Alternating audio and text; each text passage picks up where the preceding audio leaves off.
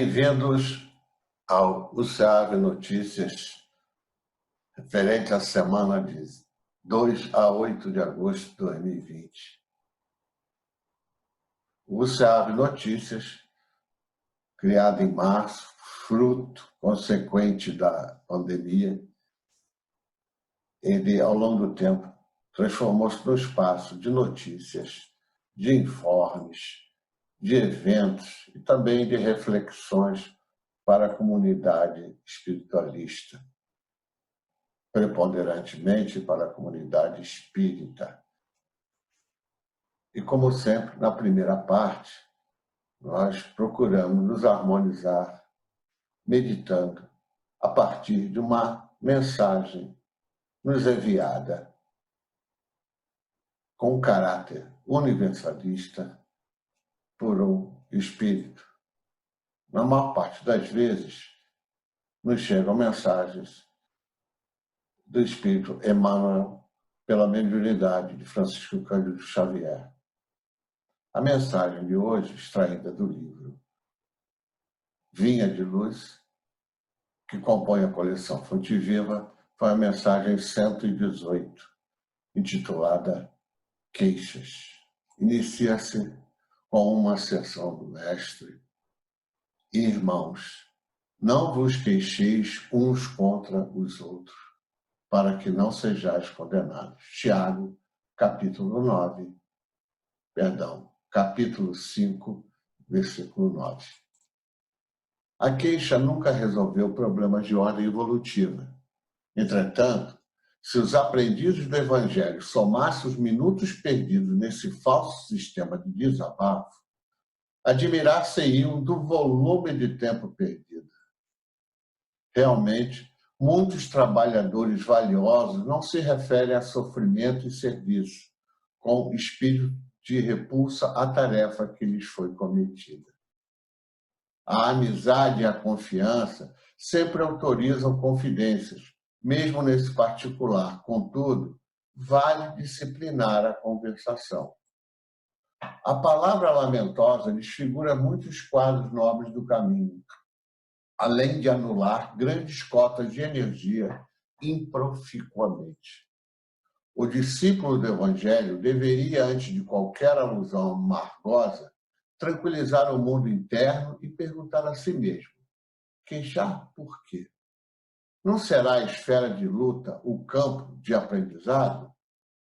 Acaso não é a sombra que pede luz, a dor que reclama alívio? Não é o mal que requisita o concurso do bem? A queixa é um vício imperceptível que distrai pessoas bem intencionadas da execução do dever justo. Existem obrigações pequeninas e milagrosas que, levadas a efeito, beneficiariam grupos inteiros. Todavia, basta um momento de queixa para que sejam irremediavelmente esquecidas. Se alguém ou algum acontecimento te oferece ocasião ao concurso fraterno, faz o bem que puderes sem reparar a gratidão alheia. E por mais duro que te pareça o serviço comum, aprende a cooperar com Cristo na solução das dificuldades. A queixa não atende à realização cristã, em parte alguma, e complica todos os problemas. Lembra-te de que, se lhe deres a língua, conduzir-te-á à ociosidade, e se lhe deres os ouvidos, te encaminhará à perturbação. E para fazer uma releitura dessa mensagem e também colocar seus comentários, é um companheiro tarefeiro do Centro Espírita Zico Horta. É um centro muito antigo, tem mais de meio século, situa-se na cidade de Barra Mansa, no interior do estado do Rio, como Saquarema. Não há um site específico do centro, mas existe um canal no YouTube que vocês podem consultar, colocando na pesquisa Centro Cristão Espírita Zico Horta. O endereço está aí. O companheiro que nos fará a reflexão sobre esses comentários colocados por Emmanuel é um jovem, Rafael Coelho. Bem-vindo, Rafael Coelho.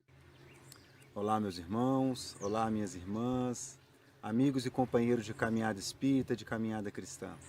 Com muita alegria, mais uma vez, estamos aqui para adentrar o seu lar, o seu coração, trazendo a mensagem evangélica de Jesus, sobre o manto do Espírito de Emmanuel, na psicografia de Chico Xavier, no livro Vinha de Luz. Dessa vez nós vamos refletir a lição 118, Queixas. Talvez essa lição seja para poucos, afinal a gente não reclama. A nossa caminhada é tranquila? Será? Irmãos, não vos queixeis uns contra os outros, para que não sejam condenados. Tiago, capítulo 5, versículo 9. A queixa nunca resolveu problemas de ordem evolutiva. Entretanto, se os aprendizes do Evangelho, ou seja, nós, somassem os minutos perdidos nesse falso sistema de desabafo, admirar-se-iam do volume de tempo perdido. Então, no primeiro parágrafo aqui, Emmanuel já praticamente que resume tudo o que acontece conosco e a consequência disso. O quê? A queixa nunca resolveu problema nenhum. Olha só. Porém, mesmo nós, aprendizes do Evangelho, conhecedores das leis divinas, utilizamos desse falso sistema de desabafo. Quantas vezes a gente não chega a alguém e diz que está precisando desabafar e fica meia hora reclamando, se queixando da vida, se queixando das dificuldades, reclamando da esposa, do marido, do filho, do trabalho. Enfim, a nossa gama de reclamações e de queixas, ela é praticamente que infinita. Agora olha que interessante que Emmanuel fala, se a gente pudesse ter um cronômetro para marcar todos os períodos da nossa caminhada que a gente gasta nesse falso sistema de desabafo, a gente ficaria surpreso o tamanho dessa soma de tempo que a gente estaria perdendo. Numa encarnação tão preciosa, numa oportunidade única, não é a palavra, mas ela é uma oportunidade grandiosa, grandiosa. A gente mais uma vez está aqui no planeta Terra, num corpo de carne, com tantas e tamanhas dificuldades que cada um de nós vive. É uma oportunidade realmente grandiosa que às vezes a gente malbarata o tempo dela com reclamações. Realmente, muitos trabalhadores valiosos não se referem ao sofrimento e serviço com o espírito de repulsa à tarefa que lhes foi cometida. Ou seja, realmente nós, às vezes, fazemos essas reclamações, né, propomos essas queixas, mas nem sempre a gente está reclamando da tarefa que nos foi concedida e nem sempre a gente quer deixar de ter ela. Quer um exemplo disso? Os filhos. Às vezes dá dificuldade, às vezes dá dor de cabeça, a gente reclama, e esse menino está difícil, esse menino não obedece, e faço isso, faço aquilo. A gente reclama. Mas será que qualquer um de nós quer abandonar essa tarefa que nos foi confiada? Um curso que iniciamos de aprendizado, de qualquer coisa que seja, um curso de música, um curso de faculdade, um curso de segundo grau, de primeiro grau, não interessa. Qualquer tipo de curso que às vezes a gente entra com aquela vontade de aprender, de concluir, e a gente enfrenta as dificuldades no caminho, a gente reclama, mas nem por isso a gente quer repulsa desse compromisso, a gente quer sair dele, né? Um próprio emprego, às vezes a gente encontra dificuldades no nosso labor, mas quer ficar sem ele? Então é uma pergunta que a gente tem que se fazer no momento de reclamar também, porque quando a gente inicia essa queixa, será que a gente faz essa pergunta para nós mesmos? E se eu não tiver esse filho? Se eu não tivesse? Se a partir de amanhã ele não estiver aqui mais na minha casa? E se esse emprego, se eu perder ele? Esse curso, se a partir de amanhã eu não puder mais fazê-lo? Esse ano de 2020 está trazendo muitas reflexões em relação a isso, para darmos valor e aí sim nos analisarmos para deixar de reclamar. A amizade e a confiança sempre autorizam confidências. Mesmo nesse particular, contudo, vale a disciplina da conversação. Acontece às vezes isso também com fofoca, né? A gente fica sabendo de alguma coisa e vem, conta para a esposa, conta para o marido, para a mãe. Ah, eu estou contando só para você porque você é de casa. Ou um amigo, olha, estou falando para você porque a gente é muito amigo, estou desabafando. Então, mesmo nessas situações que haja intimidade, que haja, né, a convivência diária, a gente tem que disciplinar a nossa conversação. Aqui, o nosso trabalho hoje é sobre as queixas, as reclamações, que a gente faz pouca, né? Mas isso pode se ampliar, como eu disse, às vezes a maledicência, isso pode se ampliar para conversas que não tem não vai render nenhum fruto. É um exercício. A gente vai, ó, tesourando essas conversas. Como? Brigando? Eu não vou falar mais disso. Silenciando. Chico Xavier dizia que a maledicência tem que chegar, o mal tem que chegar e parar em nós. Ou seja, a gente não pôr para frente, a gente não alimentar aquilo que às vezes chega com um irmão, com uma irmã, que utilizando da nossa amizade, do nosso círculo, do parentesco, às vezes quer desabafar com queixas e tantos outros assuntos que não são pertinentes ao nosso crescimento. Ah, Rafael, então a gente não pode reclamar, a gente não pode conversar, a gente não pode achar ruim? Claro que não. Não há nenhum prognóstico para que a gente perca essa nossa essência humana de discernimento. Você tem todo o direito de não gostar de alguma coisa, de não ficar satisfeito numa situação. Não percamos isso, por favor. Mas daí você reclamar, daí isso virar um famoso carro, né, de batalha para poder... Não vai resolver. Olha lá primeira frase, a queixa nunca resolveu problemas. A palavra lamentosa desfigura muitos quadros nobres do caminho, além de anular grandes cotas de energia, improficuamente, ou seja, de maneira desnecessária. A gente gasta energia porque a reclamação, a queixa, ela não perdura só no momento da reclamação e da queixa. Ela perdura o dia inteiro. A gente dorme com aquilo, acorda com aquilo, a gente se aborrece, reclama e fala mal. Ou eu, né? A Valdeia fala que a gente é muita gente. Vamos trazer para mim e você aí na sua casa, leve para você. O discípulo do Evangelho deveria, antes de qualquer alusão amargosa, ou seja, de qualquer reclamação, tranquilizar o mundo interno e perguntar a si mesmo: queixar por quê? Não será a esfera de luta o campo do aprendizado? Acaso não é a sombra que pede luz, a dor que reclama alívio? Não é o bem que requisita o concurso do bem? Perdão, não é o mal que requisita o concurso do bem?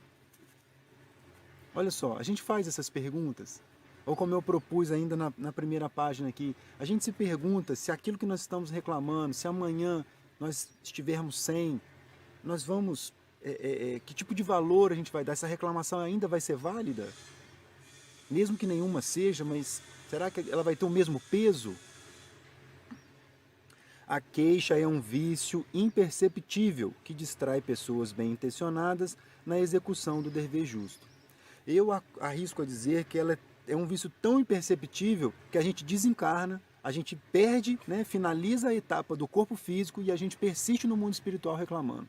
As obras de André Luiz estão aí repletas de exemplos de irmãos que, desconhecedores das leis divinas, né, da continuidade, da permanência, da nossa imortalidade, passam ao mundo espiritual, estão lá, retornam aos seus lares, estão lá reclamando da esposa, reclamando do marido, reclamando do filho, reclamando até dos negócios.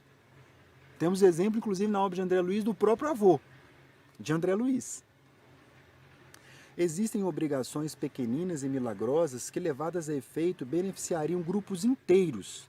Todavia, basta um movimento de queixa para que sejam irremediavelmente esquecidas. Ou seja, estamos num trabalho em grupo, num estudo, na casa espírita, na nossa própria casa, numa conversação animada. Se inicia-se um momento de queixas, além da perda de tempo, é a perda da oportunidade do equilíbrio do ambiente. A partir dali, muitas coisas podem descambar, vamos dizer assim. Às vezes uma simples reclamação, numa simples queixa, ela pode gerar efeitos no grupo, no trabalho, no ambiente, no momento que às vezes familiar que estamos vivendo. Aí entra o que ele disse lá na primeira página, a gente se disciplinar a conversa, passar um filtro. Se alguém ou algum acontecimento te oferece ocasião ao concurso fraterno, faze o bem que puderes, sem reparar a gratidão alheia. E, por mais duro te pareça o serviço comum, aprende a cooperar com o Cristo na solução das dificuldades. Vamos de trás para frente nesse parágrafo aqui. Então as dificuldades vão vir, mas aprende a cooperar com Cristo. Vamos aprender isso aos poucos. As dificuldades vão aparecendo, o que o Cristo faria, o que o Evangelho nos orienta. Vamos tentar colocar aos poucos que a gente vai vencer esses desafios. Apoio maior não há que o apoio de Jesus. E o início do parágrafo aqui, a gente faz as coisas, né, esperando uma resposta, a gente faz as nossas atividades, esperando um reconhecimento, e isso, posteriormente, não acontecendo, que na maioria das vezes não acontece, a gente se queixa, a gente entra na reclamação, e isso causa o desânimo, e isso desanda o trabalho, isso desanda a nossa harmonia interna. Olha só que interessante. Então, vamos fazer o bem junto com Cristo, vencendo as dificuldades e sem esperar reconhecimento ou uma retribuição. Essa é a verdadeira caridade. A queixa não atende à realização cristã, em parte alguma, e complica todos os problemas. Lembra-te de que se deres a língua, conduzir-se-á a ociosidade, e se deres os ouvidos, te encaminhará a perturbação. Então ele finaliza, mais uma vez, resumindo tudo que a gente falou. É um exercício, é uma disciplina, e se a gente der corda nisso, a gente vai dar a língua, a gente vai dar os nossos ouvidos, e a partir dali a gente está suscetível ao desequilíbrio. Meus irmãos, dia a dia, vamos fazer como o Menderson fala lá no centro, vamos fazer um desafio? Vamos fazer um combinado? Hoje não vamos reclamar, e amanhã a gente renova esse combinado, e vamos renovando, muitas das vezes nós vamos escorregar. Mas estejamos em prece, estejamos buscando esse contato superior para que o nosso equilíbrio persista mais tempo. Um grande abraço. Nessa segunda parte, que nós reservamos para os eventos, para as informações e para a nossa prece dominical, iniciamos lembrando que na outra semana, 14 de agosto, como toda segunda sexta-feira do mês, às 8 horas da noite, às 20 horas, mais uma sessão temática espiritualidade e ciências, exibindo videopalestras ou filmes por sugestão dos companheiros ou que consigamos obter na web. E a próxima sessão, o tema, como já anunciamos semana passada, será o homem psicossomático.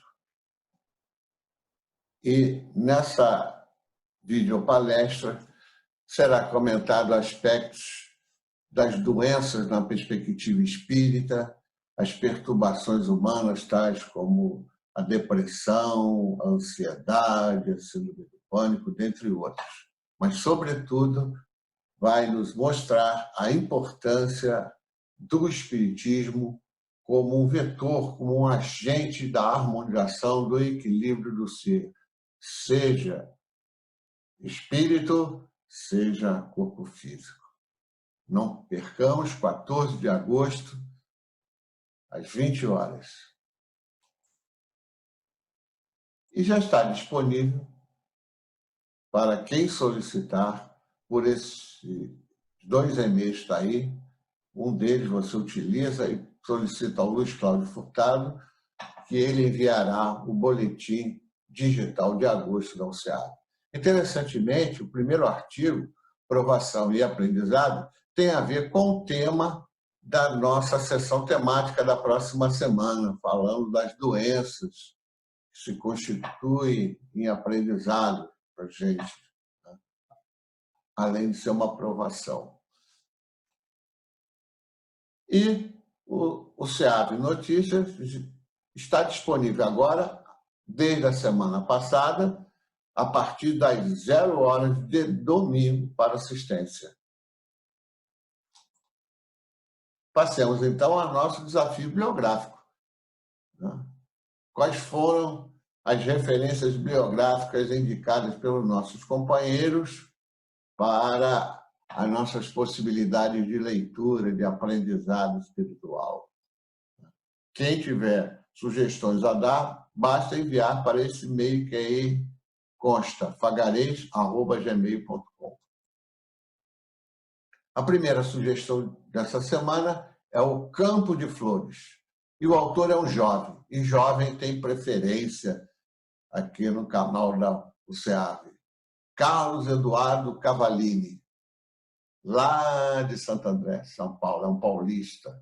Essa sugestão foi nos enviada pelo Fábio Dionísio, nosso companheiro já tem dado outras contribuições. Ele dirige a editora Dionísio, responsável por essa publicação, e ele é presidente do Centro Espírita Recanto de Luz, ao qual está ligado o Pronto-Socorro Espiritual Irmã Sheila, na cidade de Ribeirão Pires, São Paulo. O que nos diz esse livro, segundo a síntese enviada pelo Fábio e por nós editada? Então, o Carlos Eduardo ele tem uma narrativa muito leve nesse livro e que conta a história de um homem que busca algo quase impossível, né? E durante essa busca ele encontra um menino chamado Kevin e que deve ser algo especial, pois o questionamento é: seria ele um garoto normal? Fica aí a dúvida para nos estimular a leitura dessa obra. A forma da narrativa dele, segundo a síntese do livro, ela é extremamente leve e que nos amarra assim, com um livro de suspense e até o final, né? O Carlos Eduardo Cavallini, como já falei, ele é natural da cidade de Santo André, São Paulo. Ele profissionalmente é um restaurador, mas foi através da leitura de vários livros. Ele não completou o curso de psicologia ao qual ele entrou, mas ele tem um dom especial para escrever, né? Então, essa leitura intensa, e toda leitura muito intensa, nós espíritas que lemos muito, né? Nós sabemos disso, que a leitura vai nos dando um vocabulário melhor, vai nos dando, obviamente, entendimentos melhores a respeito daquilo que nos envolve na nossa vida de encarnados aqui nesse planeta. O Eduardo, então, muito jovem, já começou na carreira de escritor, né? Ademais, ele também contribui com a Folha Espírita Caibar Chute, enviando artigos frequentemente. Ele já tem um segundo livro anterior, publicado, chamado Cristais Mágicos. Parabéns ao Carlos Eduardo Cavallini, que ele tem uma carreira profícua como escritor. O segundo livro é uma sugestão enviada pela nossa companheira da UCEAV, Denise Moraes, A Viagem de Theo, de autoria de uma francesa chamada Catherine Clément. É uma obra ficcional que nos coloca muitas informações a respeito de importantes religiões do mundo. Evidentemente, não é um livro muito fácil, na medida em que apresenta uma diversidade de informações muito grande. Este livro ele conta a história de um jovem que tem uma doença terminal e que sua tia o leva a fazer viagens e, ao mesmo tempo, frequentando hospitais buscando a cura. Há uma associação nesse processo de cura física, mas também de um tratamento espiritual. Então, eles visitam vários países que os ajudam a entender um pouco de cada religião e a conhecer pontos de peregrinação, de fé e de crença. E quem é Catherine Clément? Catherine Clément nasceu na Grande Paris, numa localidade chamada Boulogne-Billancourt. Ela nasceu em 1939, é filósofa e romancista. Ela teve contato com grandes filósofos, como Lacan. Ela estudou na École Supérieure de Paris, então tem uma formação muito rígida. Filha de pais farmacêuticos, ela teve um problema seríssimo na vida dela, um trauma, praticamente, porque seus avós com o qual ela teve uma vivência maior, grande, foram deportados para Auschwitz. Né? E logo que chegaram lá, eles morreram, desencarnaram. Então, nessa formação dela de filósofa, antropóloga e psicanalista, ela teve contato com grandes figuras dessas áreas na França, que sempre foi um país importante nessas ciências, mas depois de um certo tempo, ela se converte à ficção, né? E começa a escrever na área ficcional. E aí se inclui esse livro que nós estamos referenciando hoje, A Viagem de Théo. Fica aí uma sugestão, mas destacamos que não é um livro de leitura rápida, é um livro reflexivo, como todo livro ficcional. A Covid-19. Olha, quase 18 milhões de casos no mundo. O Brasil atinge a marca de quase 2 milhões e 700 mil casos confirmados. O Rio de Janeiro, 165 mil casos confirmados. Está crescendo. E a prefeitura atualizou o seu painel no boletim, no site oficial. Agora ele está bem mais simplificado, mas o importante é ele trazer alguns dados que nos servem de comparação e análise. Constam 803 casos confirmados. Uma semana atrás tinha 300, segundo aqui o boletim. Né? Que bom, parabéns aí aos companheiros. Talvez tenham alguma dificuldade e agora acertaram aqui. O importante é manter esses dados atualizados. A Secretaria Estadual de Saúde, essa vem colocando diariamente seu boletim atualizado, evidentemente sempre com os valores diferentes da Secretaria Municipal de Saúde de Saquarema, mas o importante é que são dados que servem para nós analisarmos e inferir o que pode estar acontecendo. Vejam que todos os municípios limítrofes a Saquarema e a propriamente Saquarema também tiveram um aumento significativo nessas 2 semanas. Teve um período que parecia que há uma estabilização, haveria uma estabilização, e, de repente, começa uma ascensão grande do índice de contaminação. Maricá, percebam, ultrapassou 2.000 casos. Tanguá, 600. Rio Bonito saltou para 870. Araruama e Saquarema estão mais próximos. Araruama, 608 casos. E Saquarema, 597 no boletim de sexta-feira, agora passado. Né? 597 pela Secretaria Estadual de Saúde e pelo município, como já falamos, 803 casos. O mais relevante não são esses dados absolutos, e sim o que está acontecendo de tempos em tempos. E, para tal, é esse gráfico que aqui publicamos semanalmente que nos dá um espelho do que se processa em Saquarema.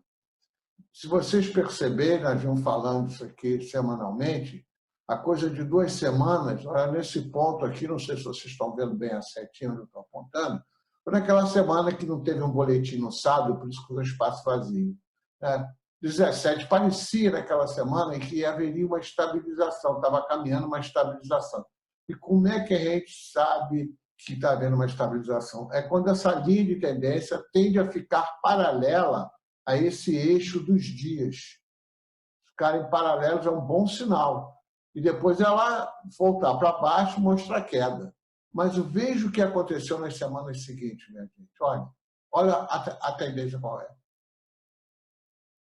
Chega a ser preocupante. Está havendo um aumento muito grande de casos em Saquarema. Na semana passada, colocamos vídeos aqui explicativos das medidas preventivas do contágio, né? É importante que nós façamos nossa parte e o quanto a gente pode divulgar. Nós só não podemos impingir, né? Obrigar isso somente às autoridades sanitárias e governantes. Mas nós fazemos a nossa parte, divulgando as medidas profiláticas, mostrando como é importante nós protegermos o próximo, que, aliás, se insere no contexto da nossa doutrina. Fazer ao próximo aquilo que gostaríamos que nos fizesse. Alguém já nos disse isso há muito tempo atrás. Todavia, o livre-arbítrio faz parte da evolução dos espíritos. Nós não somos iguais, apesar de sermos todos espíritos ainda inferiores a caminho, não vamos ao termo inferior, não, estamos em evolução. Cada um faz suas escolhas em função do seu grau de progresso. Então, existem várias motivações para que um irmão nosso não siga as orientações da ciência, né, da área médica, da área biológica. Enfim, o exercício do livre-arbítrio é fundamental. Tenhamos compreensão. O CR publicou, nessa semana, em 27 de julho agora, um documento orientando sobre o retorno às atividades presenciais nas casas espíritas, em função da legislação dos governos estadual e municipal. Esse documento é um documento extenso, ele se divide em 4 partes. Uma introdução, um contexto em que se encontra o nosso país, do seu ponto de vista da pandemia. Uma segunda parte com orientações para que as casas espíritas executem determinadas ações visando essa atividade presencial. São 20 orientações. Seria muito difícil todos os centros religiosos, cada um deles, executar e implementarem todas essas 20 orientações. Esse documento é disponível na página do Sérgio. Leia, ele é extenso, é grande, não caberia aqui a gente discutir cada item daquele. Mas praticamente inviabiliza a abertura das casas. Segue-se essa parte 2 das orientações, a parte de higienização. São mais 8 propostas. E depois eles encerram com considerações finais. Mas logo nessa parte 2, é nítido que o CERJ ele tem a percepção que não se deve abrir as casas agora. Por uma característica marcante das casas espíritas, são pessoas que frequentam de idade mais avançada. São pessoas, portanto, de risco, com maior possibilidade de contaminação. E eles iniciam essa parte 2 falando assim, apesar de precoce, a autorização para a reabertura das instituições religiosas vem acompanhada de normas e requisitos para que casas das mais diversas religiões possam reiniciar suas atividades presenciais. Ora, nós aqui lembramos o que está no frontispício do site do CERJ. Minha gente, é tempo de recolhimento. Vamos abraçar a vida. As casas espíritas cresceram imensamente nesse período, sob o ponto de vista qualitativo. As possibilidades de estudo dispararam. O atendimento fraterno já se inicia, várias casas estão exercendo o atendimento fraterno. O ideal, nesse momento, é abraçarmos a vida. As casas espíritas não serão mais as mesmas após vencermos essa etapa. Não deixem de assistir a palestra que estreia nessa próxima quinta-feira com o Jaime Ribeiro. E agora, as informações da nossa comunidade espírita para essa semana, de 2 a 8 de agosto, a primeira semana de agosto. A nossa programação vai estar um pouquinho modificada. Em que sentido? Nessa quinta-feira, 6 de agosto, às 8 horas da noite, em função do contexto que nós estamos vivendo, surgiu a oportunidade de fazermos a reflexão, sobretudo, do que possa acontecer após findar essa crise mundial, essa pandemia da Covid-19. Então, não haverá, nessa próxima quinta-feira, dia 6, um estudo doutrinário no sentido estrito, mas sim uma palestra contextualizada a questão das casas espíritas diante dessas novas situações que surgiram durante esse ano de 2020. Então, teremos uma palestra intitulada O Futuro do Movimento Espírita Pós-Pandemia. E ela será realizada por o nosso companheiro Jaime Ribeiro, que é um professor, ele é escritor e é palestrante, e fez uma palestra numa reunião ao vivo, numa live, para a Federação Espírita do Estado de Sergipe, em que comenta um documento por ele elaborado, que já foi divulgado em vários locais. Então, aproveitamos esta live, reeditamos e estaremos reapresentando-a na quinta-feira, 6 de agosto, às 20 horas. Então, uma atividade diferente.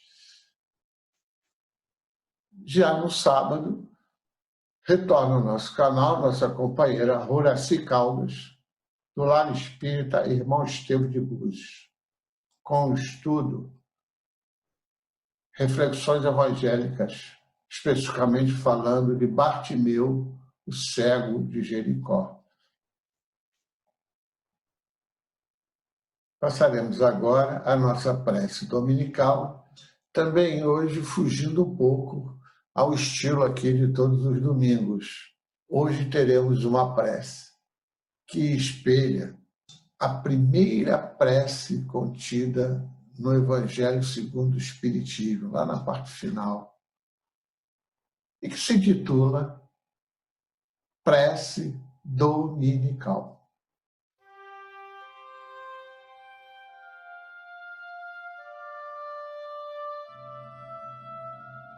Pai nosso que estais nos céus, santificado seja o vosso nome. Cremos em vós, Senhor, porque tudo revela o vosso poder e a vossa bondade. A harmonia do universo testemunha uma sabedoria, uma prudência e uma previdência que suplantam todas as faculdades humanas. O nome de um ser soberanamente grande e sábio está inscrito em todas as obras da criação, desde o ramo de erva e no menor inseto, até os astros que se movem no espaço. Por toda parte, vemos a prova de uma solicitude paternal. Por isso, cego é aquele que não vos reconhece em vossas obras, orgulhoso, aquele que não vos glorifica, ingrato, aquele que não vos rende ações de graça. Venha ao vosso reino, Senhor, destes aos homens leis cheias de sabedoria e que fariam a sua felicidade se as observassem. Com essas leis, fariam reinar entre eles a paz e a justiça. Se entreajudariam mutuamente, em lugar de se prejudicarem como fazem. O forte sustentaria o fraco em lugar de esmagá-lo. Evitariam os males que engendram os abusos e os excessos de todos os gêneros. Todas as misérias deste mundo vêm da violação de vossas leis, porque não há uma só infração que não tenha consequências fatais. Destes, ao animal, o instinto que lhe traça o limite do necessário, e ele com isso maquinalmente se conforma. Mas ao homem, além desse instinto, deste a inteligência e a razão, deste também a liberdade de observar ou infringir aquelas de vossas leis que lhe concerne pessoalmente, quer dizer, de escolher entre o bem e o mal, a fim de que tenha o mérito e a responsabilidade das suas ações. Ninguém pode pretextar ignorância de vossas leis, porque em vossa previdência paternal quiseste que elas fossem gravadas na consciência de cada um, sem distinção de culto nem de nações. Aqueles que as violam é porque vos desconhecem. Dia virá em que, segundo a vossa promessa, todos as praticarão. Então a incredulidade terá desaparecido. Todos vos reconhecerão por soberano Senhor de todas as coisas, e o reino de vossas leis será o vosso reino na terra. Dignai-vos, Senhor, apressar o seu advento, dando aos homens a luz necessária para conduzi-los ao caminho da verdade. Seja feita a vossa vontade, na terra como no céu. Se a submissão é um dever do filho com relação ao pai, do inferior para com o superior, quanto não deve ser maior a da criatura com relação ao seu Criador. Fazei a vossa vontade, Senhor, é observar as vossas leis e se submeter, sem murmurar, aos vossos decretos divinos. O homem a isso se submeterá quando compreender que sois a fonte de toda a sabedoria e que sem vós ele nada pode. Então fará a vossa vontade na terra, como os eleitos no céu. Dai-nos o pão de cada dia. Dai-nos o alimento para a manutenção das forças do corpo. Dai-nos também o alimento espiritual para o desenvolvimento do nosso espírito. O animal encontra seu alimento, mas o homem o deve à sua própria atividade e aos recursos da sua inteligência, porque o criastes livre. Vós lhe dissestes: tirarás teu alimento da terra com o suor da tua fronte. Com isso lhe fizestes do trabalho uma obrigação, a fim de que ele exercite a sua inteligência na procura dos meios de prover as suas necessidades e seu bem-estar, uns pelo trabalho material, outros pelo trabalho intelectual. Sem o trabalho, permaneceria estacionário e não poderia aspirar à felicidade dos espíritos superiores. Secundais o homem de boa vontade, que se confia a vós para o necessário, mas não aquele que se compraz na ociosidade e gostaria de tudo obter sem trabalho, nem aquele que procura o supérfluo. Quantos são os que sucumbem por suas próprias faltas, por sua incúria, sua imprevidência ou sua ambição, e por não quererem se contentar com o que lhe destes? Estes são os artifícios de seu próprio infortúnio e não têm o direito de se lamentar, porque são punidos naquilo em que pecaram. Mas a estes mesmos não abandonais, porque sois infinitamente misericordiosos. Vós lhes estendeis mão segura, desde que, como o filho pródigo, retornem sinceramente a vós. Antes de nos lamentarmos da nossa sorte, perguntemo-nos se ela não é obra nossa. A cada infelicidade que nos chegue, perguntemo-nos se não dependeu de nós evitá-la. Mas digamos também que Deus nos deu a inteligência para nos tirar do lamaçal e que depende de nós dela fazer uso. Uma vez que a lei do trabalho é a condição do homem na terra, dai-nos a coragem e a força para cumpri-la. Dai-nos também a prudência, a previdência e a moderação, a fim de não perder-lhe o fruto. Dai-nos, pois, Senhor, nosso pão de cada dia, quer dizer, os meios de adquirir pelo trabalho as coisas necessárias à vida, porque ninguém tem o direito de reclamar o supérfluo. Se o trabalho nos é impossível, nós confiamos à vossa divina providência. Se está em vossos desígnios nos experimentar pelas mais duras privações, malgrado os nossos esforços, nós as aceitaremos como uma justa expiação de faltas que tenhamos cometido nesta vida ou numa vida precedente. Porque sois justo, sabemos que não há penas imerecidas e que não punis jamais sem causa. Preservai-nos, ó meu Deus, de conceber a inveja contra aqueles que possuem o que não temos, nem mesmo contra aqueles que têm o supérfluo, quando nos falta o necessário. Perdoai-lhes se ouvido a lei de caridade e de amor ao próximo que lhes ensinastes. Afastai também do nosso espírito o pensamento de negar a vossa justiça, vendo a prosperidade do mal e a infelicidade que oprime por vezes o homem de bem. Sabemos agora, graças às novas luzes que vos aprouve dar-nos, que vossa justiça se cumpre sempre e não falta a ninguém. Que a prosperidade material do mal é efêmera, como a sua existência corporal, e que terá terríveis reverses, ao passo que a alegria reservada àquele que sofre com resignação será eterna. Perdoai as nossas dívidas, como nós as perdoamos àqueles que nos devem. Perdoai as nossas ofensas, como perdoamos aquele que nos ofenderam. Cada uma das nossas infrações às vossas leis, Senhor, é uma ofensa para convosco, é uma dívida contraída que nos será preciso, cedo ou tarde, pagar. Para elas, solicitamos o perdão de vossa infinita misericórdia, sob a promessa de fazer esforços para não contrair dívidas novas. Fizeste uma lei expressa da caridade, mas a caridade não consiste somente em assistir o semelhante na necessidade. Consiste também no esquecimento e no perdão das ofensas.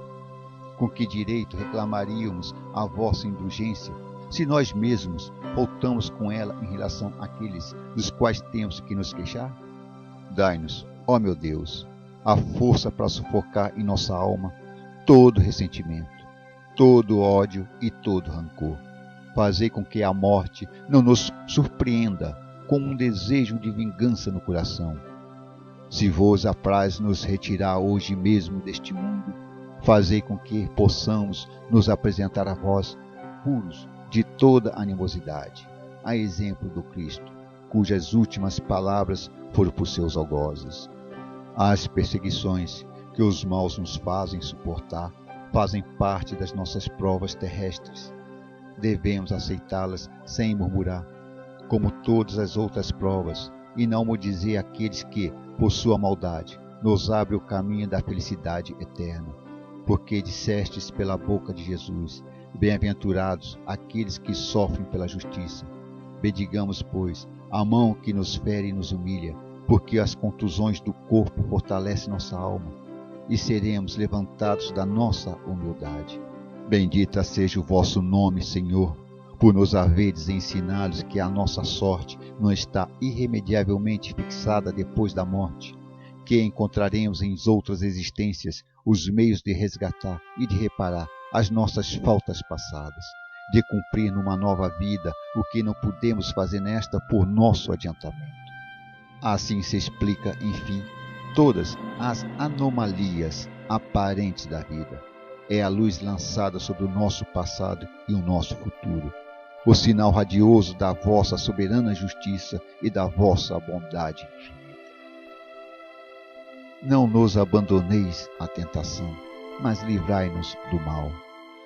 Dai-nos, Senhor, a força de resistir às sugestões dos maus espíritos que tentarem nos desviar do caminho do bem, em nos inspirando maus pensamentos. Mas somos nós mesmos, espíritos imperfeitos, encarnados sobre esta terra para expiar e nos melhorarmos. A causa primeira do mal está em nós, e os maus espíritos não fazem senão aproveitar nossas tendências viciosas, nas quais nos mantém para nos tentar. Cada imperfeição é uma porta aberta à sua influência, ao passo que nada podem e renunciam a toda tentativa contra os seres perfeitos. Tudo o que poderíamos fazer para os afastar é inútil se não lhes opusemos uma vontade inabalável no bem e uma renúncia absoluta ao mal. É, pois, contra nós mesmos que é preciso dirigir nossos esforços, e então os maus espíritos se afastarão naturalmente, porque é o mal que os atrai, enquanto que o bem os repele.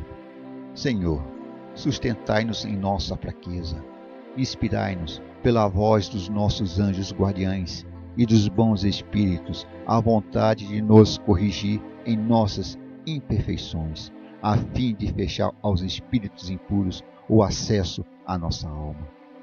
O mal não é vossa obra, Senhor, porque a fonte de todo o bem não pode nada engendrar de mal. Nós mesmos o criamos, infringindo as vossas leis, e pelo mau uso que fazemos da liberdade que nos concedestes. Quando os homens observarem vossas leis, o mal desaparecerá da terra, como já desapareceu dos mundos avançados. O mal não é uma necessidade fatal para ninguém, e não parece irresistível, senão àqueles que a ele se abandonam com satisfação. Se temos a vontade de fazê-lo, podemos ter também a de fazer o bem. Por isso, ó meu Deus, pedimos a vossa assistência e a dos bons espíritos para resistirmos à tentação. Assim seja. Praza a vós, Senhor, que os nossos desejos se cumpram, mas nos inclinamos diante da vossa sabedoria infinita sobre todas as coisas que não nos é dado compreender, que seja feito segundo a vossa santa vontade e não segundo a nossa, porque não quereis senão o nosso bem e sabeis melhor o que nos é útil. Nós vou-lo dirigimos esta prece, meu Deus, por nós mesmos. Nós vou-la dirigimos também por todas as almas sofredoras, encarnadas ou desencarnadas, por nossos amigos e nossos inimigos, por todos aqueles que reclamam a nossa assistência e, em particular, por todos nossos governantes do nosso querido planeta Terra. Tenham a sabedoria, que ouçam o clamor de Deus na proteção dos seus filhos, na proteção dos animais, na proteção da fauna e a flora, que façam a justiça justa, que sejam bons exemplos na prática da honestidade, que a divisão dos pães seja iguais a todos, que tirem o povo da miséria, que proteja o nosso querido e maravilhoso planeta. Que assim seja, graças a Deus e muito obrigado.